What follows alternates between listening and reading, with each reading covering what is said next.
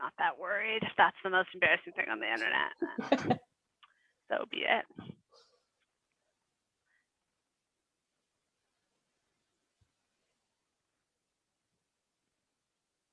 Okay, I think we're live. I think so. I think so. Hi, everybody. How are you? My name is Ashley, and I'm the second Vice President of Business and Professional Women of Greater Moncton. If any of you don't know me, and I'm here tonight with Jenna Morton from Pickle Planet Moncton. Hi, Jenna. Hello. Thanks for joining me tonight. Oh, I'm very excited to be here. Excellent. Well, excited to be here in my room, I guess, but it's nice to talk to someone else. That's the way of the world right now. We're all kind of in places in our homes we maybe never thought we'd do all this stuff. So I'm in our everything room turned office. So I'm in a little nook in our bedroom that I'm very happy that I decided to wallpaper 10 years ago. It's really it works nice. very well for this. And wallpaper's so trendy right now. I think I'm not the biggest on trends, but I see it popping up more and more. So I love it. So I thought we'd invite you in today to talk about a little bit about Pickle Planet and how it's changed during COVID. But maybe first you can tell me a little bit about you, your background, kind of what led you down the path of Pickle Planet and what it is. Sure. So for people who don't know, Pickle Planet Moncton is a website. It's a digital media company website, Facebook. There's a podcast, which is a TV show. So for a while there was a magazine. It's a little bit all over the place and everywhere. And basically Pickle Planet is about connecting families with the community. And the reason that it all started, I guess there's a couple of levels to that, and you asked a bit about my background. So I grew up in Cape Breton. I'm not originally from the Moncton area, but that factors big in my life, and I've learned that it factors a lot into why I created Pickle Planet as well. So I grew up in Cape Breton in a family that was very connected to place. We very much, my cousins and I, my brother and I, were very much raised with a very strong sense of why we lived where we did and the role that we played in our community and the island and the province and Canada. And so I left when I finished high school, went to university in Halifax. So I got a bachelor's of journalism honors degree from University of King's College. So I spent 4 years in Halifax. And then I spent the better part of 10 years working for CBC Radio.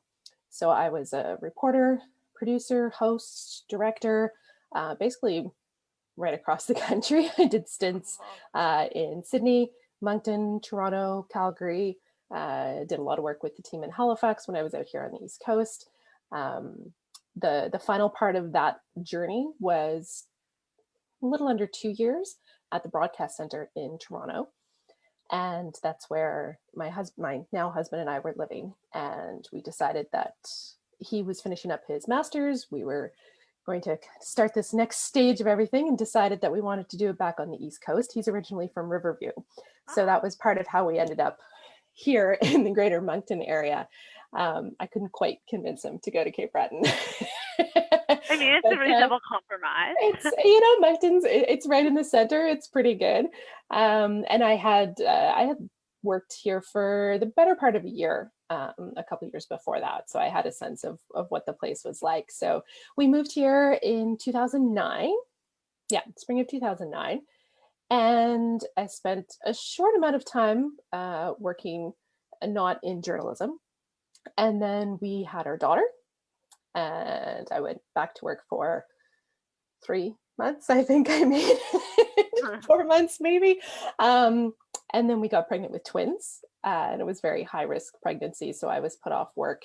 So yeah, I would have went back in July and I was put off work in November. And so then suddenly we had 3 kids under the age of 2 and traditional jobs. That was just not in the cards for me to go back into the workplace traditionally, which I was quite happy to spend the time at home with the kids when they were little. But very quickly I realized that wasn't quite enough for me to just be home and hanging out with them. And an opportunity came along where I was actually doing some freelance contract work for someone else, writing parenting articles for their website. and realized how much of a need there was for that in the Moncton area. At that time, there was one website that was kind of changing hands, and so it wasn't as active, and it wasn't really on social media. Social media was still considered a bit new back then. It was in its infancy, which is weird to think about 10 years ago. Yes, but because of what I've been doing already, it was, something I was very comfortable with. And so, yeah, it honestly, Pickle Planet itself kind of came together in about 2 weeks. Wow. The company that I had been freelancing for, unfortunately, actually went bankrupt. And so it was like, oh, I suddenly had been doing this work that I really enjoyed and getting a paycheck that I enjoyed again that fit my lifestyle perfectly, and really feel this need for other parents. And so I was like, well, if I don't just do something myself, I'm going to stop this momentum that I've started again.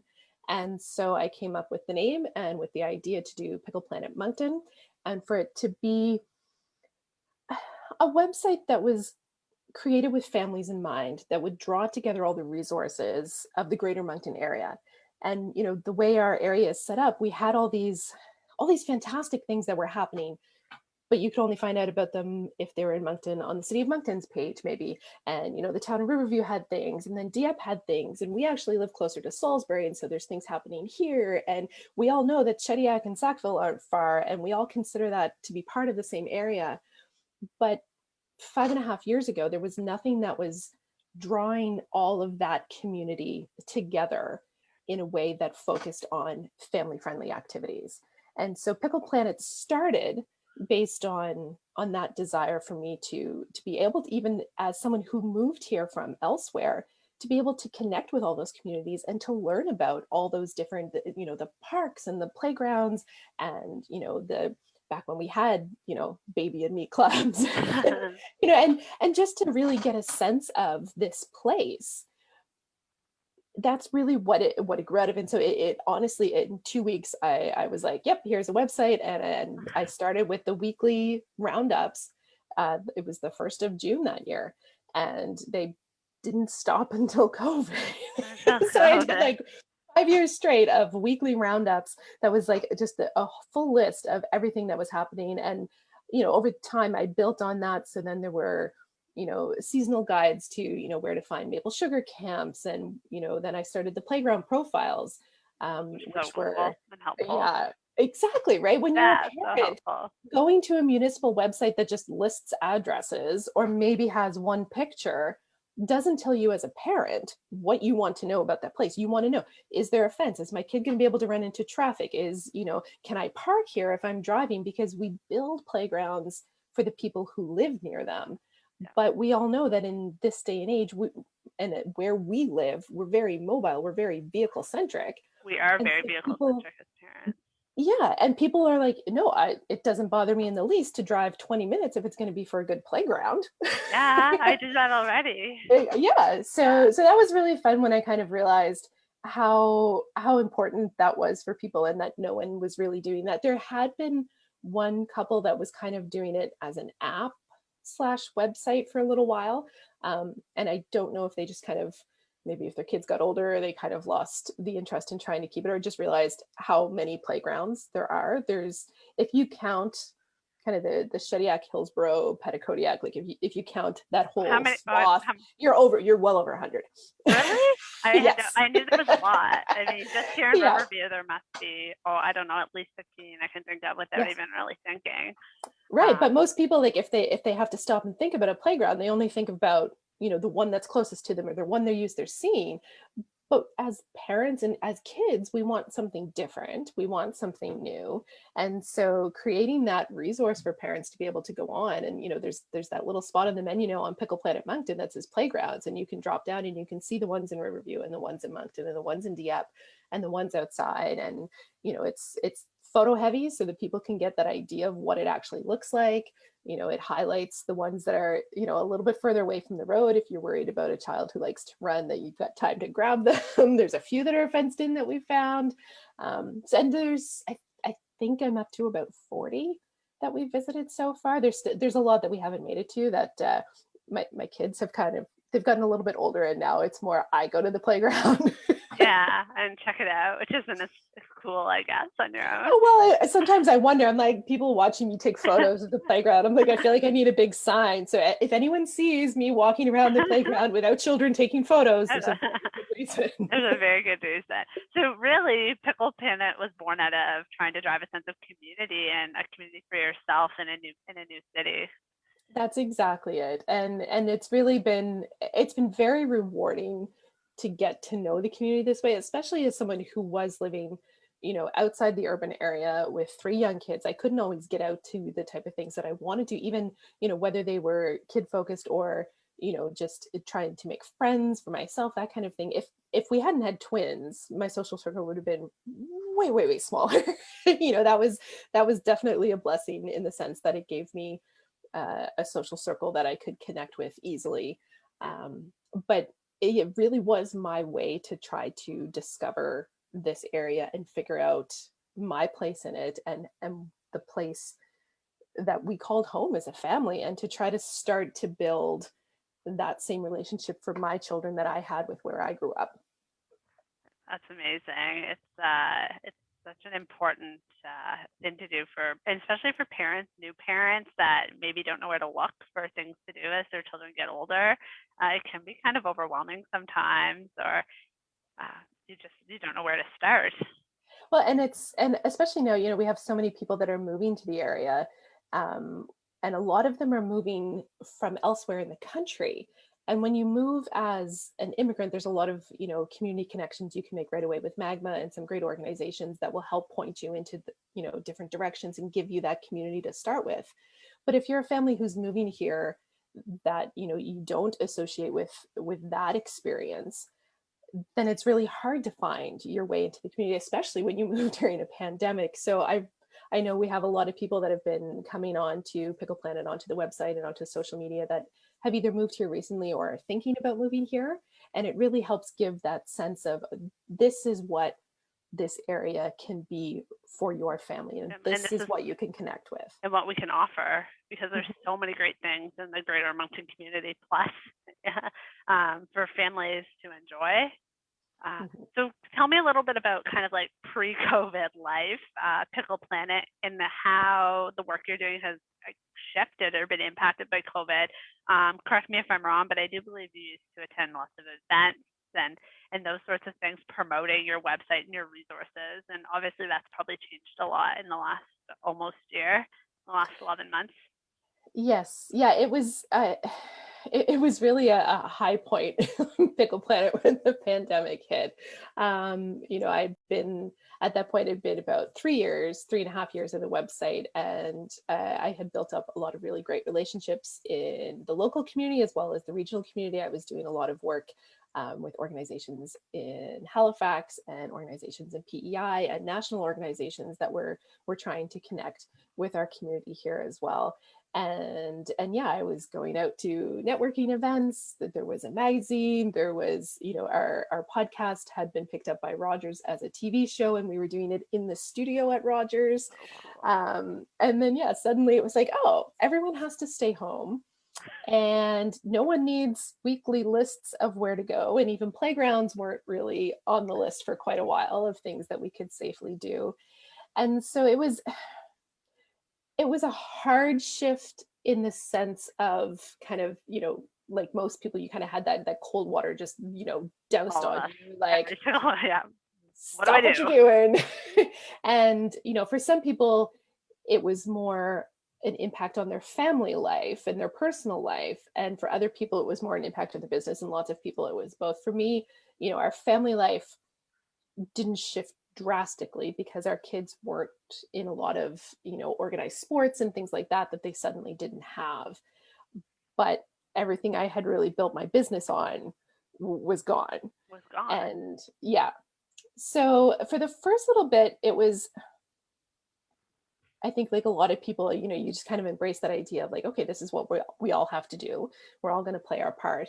And actually very early on, I want to say within basically as soon as we went into lockdown, I did a Facebook Live and explained that I think because of my journalistic background, I have very precise guidelines that I keep personally in terms of what I do. And so I knew that I wasn't going to shift to sharing a lot of information about what was happening in terms of the pandemic.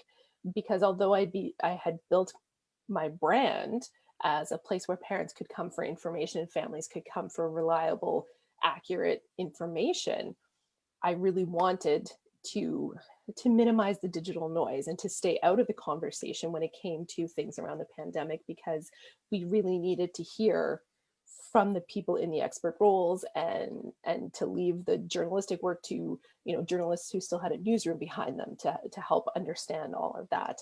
um, and so I kind of very early put it out there that, you're not going to be, I'm not going to keep updating things about activities. Even as we started to open back up again, it very much shifted from a focus on here's what you can do this weekend and the events you can go to being more an exploration of New Brunswick. And it's been really interesting for me to actually get to stop and look deeper at why I started Pickle Planet. That's what I've taken out of this so far, is that it really, because I had to stop doing what I had been doing and kind of, jumped Shift. off that hamster wheel. It's like, well, no, there's still the, the reason that I wanted to create this resource was to connect with the community. And there's still so much that I don't know about the area. And so I really threw myself into research about people and places in New Brunswick, There's, and just there's absolutely loved it. There's just so much. there's so much. There's still so many ways to connect with our community, despite the challenges that we're facing right now. There is, and it really gave me time to reflect on that idea of how important it was to me growing up to have that connection to the place I lived in, and to understand, all the stories and all of the things that had happened there. And my husband would always joke, if anything comes up, any famous person is talked about or anything is talked about, well, somehow you're going to take it back to Cape Breton. Like, yeah, okay, yeah, I will. And usually Probably. you can, like, you can start to make those connections. And then I realized, like, well, that's because I grew up knowing these stories, and I grew up being told, oh, hey, yeah, that person that you see doing that really cool thing, they have a connection here, right? And I wasn't seeing that happening as much for New Brunswickers. And I don't know if it's just because I wasn't from here, but the more I talk about it, the more people are like, no, you're right, we don't quite do that the same way. And I've there was a period in my life where I was going to go to England and do a master's in economic geography. Okay. And so when I put that hat on and think about it, I'm like, that's what I'm really doing with Pickle Planet is trying to help people understand how important that connection to place is when it comes to raising children. Your family. Because if you can have that connection, if you can have that sense of belonging, you're going to be more resilient, you're going to be more confident, you're going to be more creative, you're going to have all of this confidence and this energy and this pride that you can take into whatever you do. And you're going to take that into business, you're going to take that into civic engagement, you're going to take that into community work, you're going to take that into, innovative companies and entrepreneurship. And even if you don't stay in New Brunswick, if you grow up with all of that pride about all of the incredible things that have happened here, you're going to send that love back, right? And whether it's going to be in terms of just other people hearing about the place and wanting to come see it for themselves, and then maybe either just deciding to visit or deciding to move here, or you're going to be, one of those industry titans who are sending jobs back. And that's an important role too, but that doesn't happen if you don't first have that connection to all the stories and that sense of place and that sense of belonging. And feeling rooted to where you came from, right? And it's an interesting thing that you said that you didn't see that as much in Moncton or in New Brunswick coming from away, because I always kind of perceive the Maritimes as I don't want to say overly friendly, but we're very welcoming, at least I think we are. So it's just an interesting perspective, because I would have said the opposite had someone asked me, but I've also never left. So my perception is completely different. Well, and I think it's that sense of, we have it in our heads that we need to be a little bit humble, right? And that we don't just celebrate, oh, people are going to think that you're bragging if you're always talking about the great things you've done or the great things someone else has done. Like, there are so many incredible stories, and they aren't just the stories of people who've gone on to, build skyscrapers in San Francisco, which, people from New Brunswick did, but it's, the little things too, like, Barista Brian is one of my favorite stories. So I don't know if you're familiar with him, but Barista No, but Brian, I want to know. so he's this young guy from Fredericton who has a talent for making latte art, right? He can make anything, I'm pretty sure, on top of a latte. And he has turned that into a ticket to see the world. He has been at Sundance Festival. Like, his Instagram is just all these pictures of him with these amazing people. And then every now and then there's one of, like, Fundy National Park, or,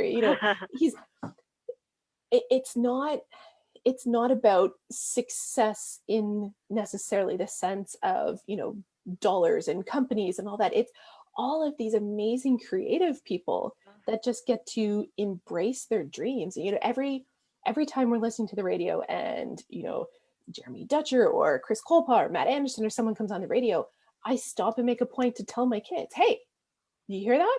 That's someone from New Brunswick. Yeah. Right. And we need to take those little moments, because all those little moments add up.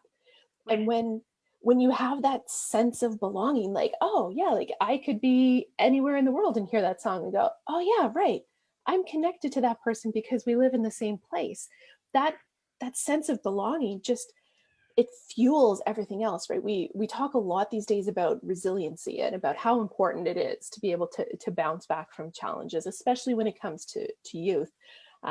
I don't know if you know this, but in New Brunswick, they actually track that. There's the Health Council actually does surveys of children in schools, and that's one of the questions and one of the things that they track year over year, is to try to see if they can measure that sense of belonging kids have and that sense of resiliency they have, because that's going to be, that's the factors that we need to look at, not just academic numbers, to know whether or not we're doing right.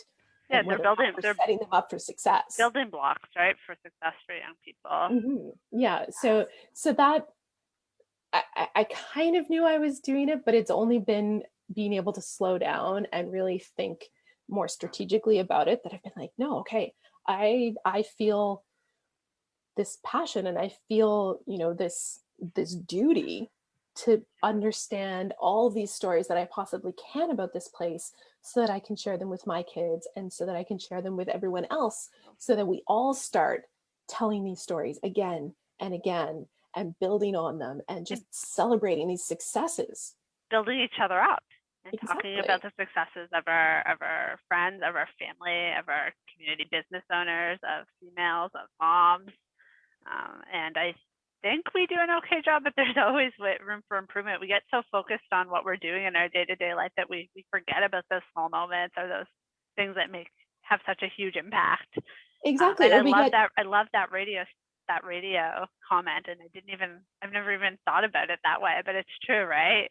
Yeah, it's all those little moments. It's knowing those little things, like luggage tags, right? Yeah. Like when we finally get to go somewhere, right?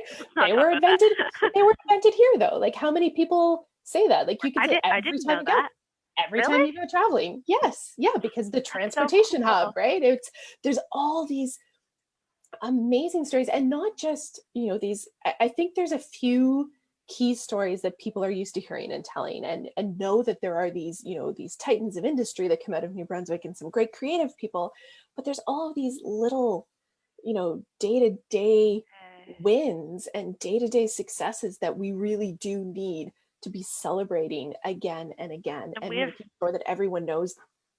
And we have so many wonderful, like, local products and, like, entrepreneurs and small businesses, and now more than ever we need to be celebrating and talking about those people, and supporting them. So Exactly. And so I'll put the little plug in that that's what I've spent a lot of, I would say, the lockdown and the pandemic doing, is working on a couple of side projects that are probably going to shift more into being more of the content that you'll see coming on Pickle Planet, because I feel like it's still going to be a while before regular weekend event roundups are what anyone needs. So yeah, there's Yeah. definitely going to be a little bit of a shift that that folks might see coming on the social channels and on the website for that. Yeah, I think we're all craving ways to find a sense of community safely, and to feel connected and feel like we belong while we're all so physically apart. And I know some people are struggling with that. And so it's great to have people like yourself trying to find innovative and creative ways to do that, because I think it's really important. And just to comment on people moving here, people are moving to Moncton and New Brunswick. And I think there's so much opportunity. And that's a whole other topic of conversation. But I think it's a really important one, and having resources and information for them is just phenomenal. Well, yeah, and it's to help create those connections, right? And, I think a lot of times when I hear people talk about, attracting people to move here, because we've known for decades that that's, the goal, and what's going to be able to save our economy is the influx of more people. And so few times when I hear people talk about it, do they actually get to the retention part, right? There's so much focus on attracting people here that I think the retention part sometimes gets forgotten, at least in the bigger conversations. And I'm sure a lot of the organizations that are working on that are like, what? No, we talk about that all the time. And I'm sure they do.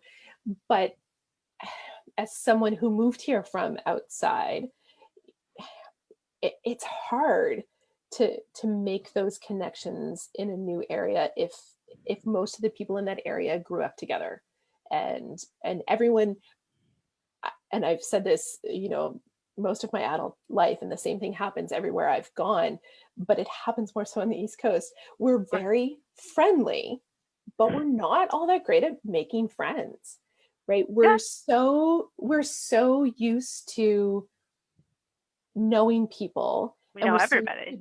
yeah, and we're so used to people just knowing where to go and knowing what to do, and we are, like you said, like, we are open and we are happy to tell people, oh yeah, you got to see this, but we don't say, hey, let me take you there.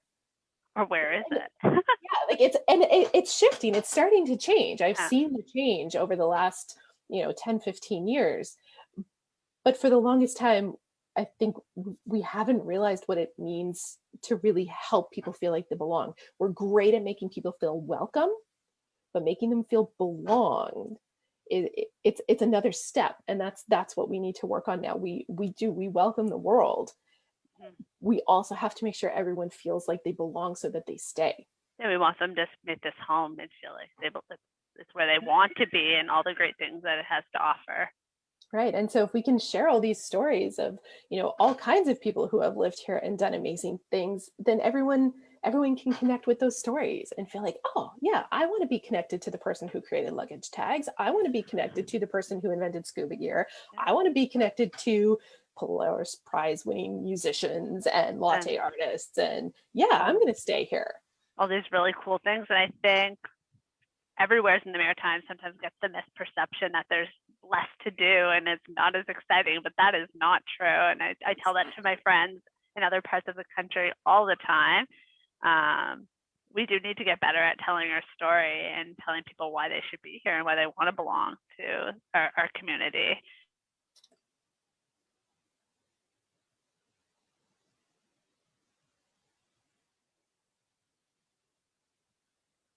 Oh no, one of us is frozen.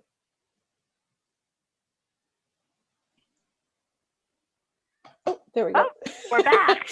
I'm not sure which one of us froze. We might both I be. think, My internet, I think I'm getting like a little flash telling me my internet might be having issues, which is yeah. unusual, but we'll just keep running with it unless otherwise froze again. So a couple unrelated to, I guess, Pickle Planet specifically, but I guess I just thought I'd throw a couple more questions out there. If you could give one piece of advice to young women starting their own business, what would it be? As someone that is an entrepreneur and business owner. Don't be afraid to ask for help. and don't be afraid to accept it. I think it's easier to ask than it is to accept it a lot of the times. I think that's, just like there's that whole, like we need to welcome people and make them feel belong. Like we need to ask for help and we need to accept it. And I think, there are so many fantastic organizations like yours that exist that people really need to lean on them, and to, not to feel, you know, self-conscious or worried about, not being established enough or not knowing the right thing to ask or the right person. Like, just ask. The worst anyone can say is no to something, right? Like, and so what? Right. And Right? we have so many phenomenal women and female leaders in this community, be it in politics, entrepreneurship, you name the industry, there's a female there in the greater Moncton community, which is amazing.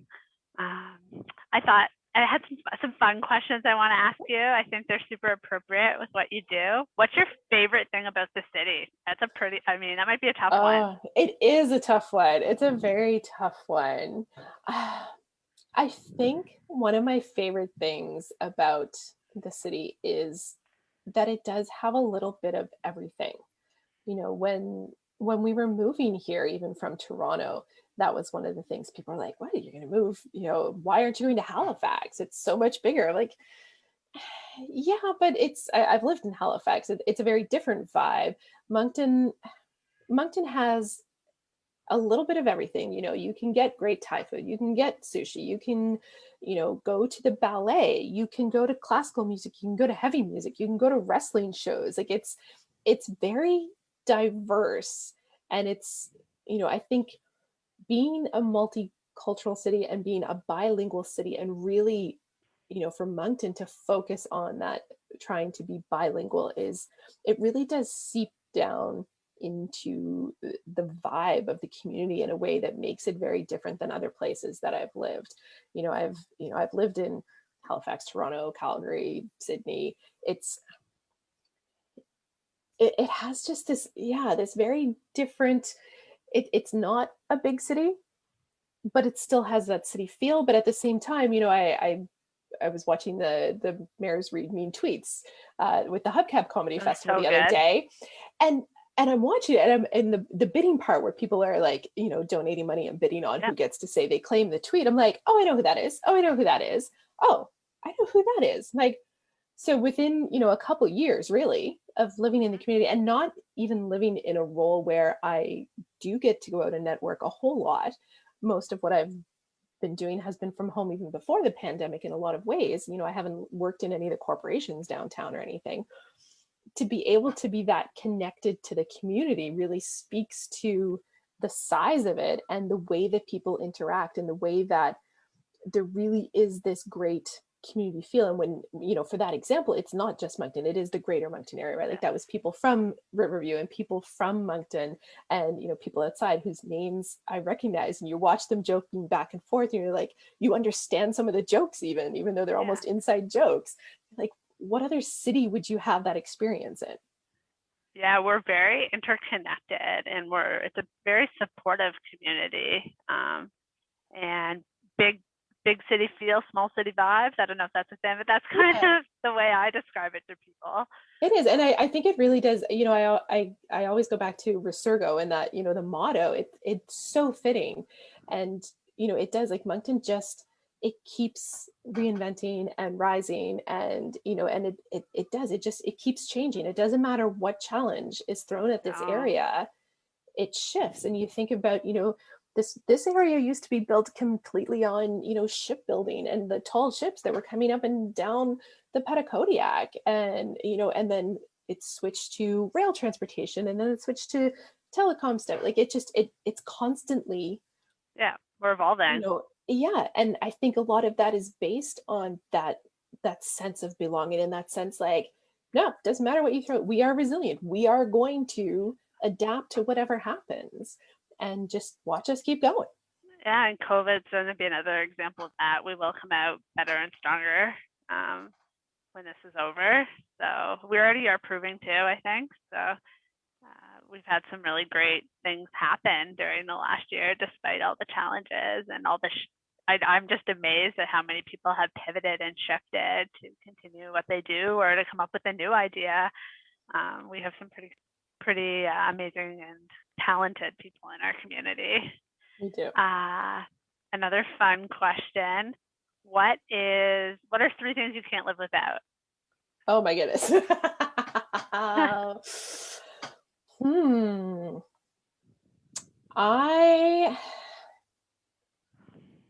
I lived without coffee when I was pregnant, so I could live without it. I don't want to live without it. I feel the same way. I could. I couldn't live without books and music. Those have to be there. Books and music. Obviously family, but I don't think that counts in this kind of question. So,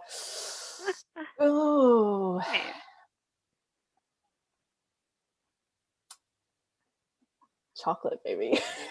I couldn't live without coffee. I suffered pregnant. I did decaf. I did decaf, and it was okay. Same thing with like near beer. I'm like, I could do that again if I could live without those. I would rather have a life with really good coffee and really good craft beer and really good live entertainment. Okay, so there's a good question. Favorite craft beer right now? Oh, do you have a favorite? I love craft beer. Oh my goodness. The maple, the Tire Shack's maple beer. Oh, the waffle syrup. Yeah, very good. Yeah, I think that's probably top in the list right now. I just had a new one. Like last weekend, Buddha Bear, a new sour they released. Ooh, super good. They have a whole new sour line. Little plug for them, but we live very close by, so we're regular pickups during all of this. See, that's the downside of where we're at. There's no like local craft brewery. There's my husband dreamed of opening one once.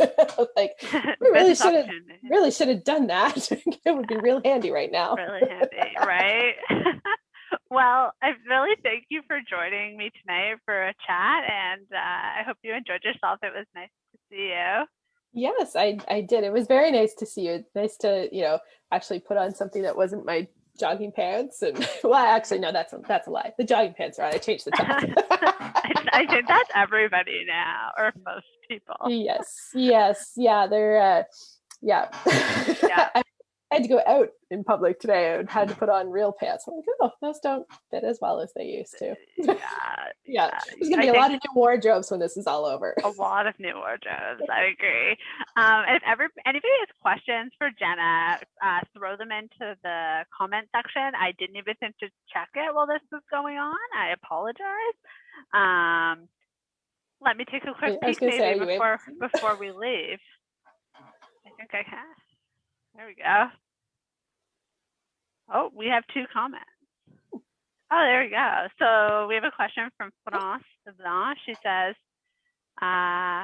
does the place connect us, or is it something else? Culture, regionalism, shared experiences? What was the biggest impact? What is the biggest connecting? Oh, I can't speak tonight. What is the biggest impact in connecting us all? Sort of some open-ended. What do people think? Yeah, I think it's stories. I think it's stories that connect us. And I think that's why it's so important to make sure that we tell such a variety of them, because you never know what it is that's going to trigger someone else, right? You don't know if it's, sharing the story of someone who loves nature, or if it's sharing the story of someone who has, this crazy innovation, or the story of someone, who has this amazing artistic talent. There's always going to be something in someone's story that's going to resonate with someone. And I think it's the telling of those stories that creates the connection. And, sometimes those stories are your own family, right? And it's, for me growing up as a kid, I knew, 8 generations back, my family tree, and I knew like the point of land where, the first McNeil set foot in Cape Breton for our family. And, I can take my kids to that place and show them. And, we've done, family trees for my husband's family to show them some of their New Brunswick roots. And not everyone's ever going to have that kind of history that they can connect to, but there's going to be some kind of story of someone's journey in that place that's going to resonate. And so I think I do think that it's the people. It's the people, and it's up to us to keep telling everyone's stories, across cultures and across communities, so that we all start to have that understanding of all the different ways that we're connected. I agree. And I think the way we connect has changed so much. And we've actually learned a lot about connecting with each other in the last year, and are kind of forced to be more intentional about it, which I think has some benefits that I've seen. I was in a virtual networking event the other day, and we were even talking about how using Zoom has almost like you get put into these breakout rooms. Sometimes you don't know anybody there, and those are people that you maybe never would have exchanged a story with before. And not because you didn't want to meet someone new or talk to them. It's just you already knew 10 people in the room, so you just naturally went over and hung out with them. So I think it's really cool the way that interacting has changed in some ways. I've had the opportunity of meeting people that I maybe never would have met in the same way or sat down and had a conversation like this with before. So I think that's really, really cool, and it's a silver lining. Yeah, it's really, and I think, you never know what the stories are that are going to, like me mentioning craft beer, and then suddenly we're talking about craft beer. Like, you never know where those connections are going to come from. And, I think I remember kind of getting made fun of for doing that kind of thing when I was a teenager, even. I went on a lot of national group exchanges, and, I'd meet someone, 1 month from Winnipeg, and the next month I'd be at a different conference and meet someone else. I'm like, oh, do you know Steve? They're like, what makes you think I'm going to know him? Like, I don't know. You could. Because, and sometimes you find a connection, then you're like, oh, you don't know Steve. Well, Steve told me this story, or, this happened. And suddenly you're talking and you start to make that connection, right? It's telling those stories. And then maybe it devolves into some story about Cheerios or some story about, whatever. But you make that, like, that's how you make connections. And then that's what you remember about someone, or what you remember about a place is some crazy story some lady told you that you're like, this chick thought I was going to know this guy in this, city of 1 million people. It's but true. You remembered it. It is. It's the stories that you remember. It's not always, it's not the other things, or not even really the reason why you were there that resonates with you. It's the people you connect with and the exchanges that you have. Excellent. Well, I hope you have a good night. Like I said, anybody, if you have questions, just pop them in the chat, and Jenna will take a look at it later. And I hope everybody has a wonderful evening, and make sure you check out all our other Facebook Lives that we have scheduled right on the BPW page. Thank you so much, Ashley. This was really fun. I hope that everyone, comes and checks out Pickle Planet. And if you've got a story you think I should know, let me know about it. Awesome. Thanks, guys. Thanks, Jenna. No problem.